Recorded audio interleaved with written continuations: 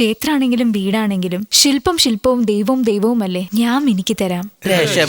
നിങ്ങൾ അകത്തേക്ക് വാ. ഇപ്പൊ സമയം 6. അയ്യോ, ഇതെങ്ങനെ വാച്ച് പോലും നോക്കാതെ ആകാശം നോക്കി സമയം പറയുന്നത്? അവൻ ആകാശത്ത് നോക്കിയല്ല പറഞ്ഞത്, ഞങ്ങളുടെ ചേട്ടനെ കണ്ട് പറഞ്ഞതാ. ചേട്ടനോ? രാത്രി എന്ത് പണ്ടാരാടാ നീ എനിക്ക് ഒഴിച്ചു തന്നെ. എന്ത് ചെയ്തിട്ട് ഈ മത്ത് ഇറങ്ങുന്നില്ലല്ലോടാ. തല നിവർത്തി ഇരുന്നേ. സൂര്യൻ നേരെ ഉച്ചയിലടിച്ചാ ഇന്നലത്തെ കെട്ടങ്ങ് മാറും. അവിടെ എന്താ ചെയ്യുന്നേ? ധ്യാനത്തിൽ മുഴുകിയിരിക്കുക.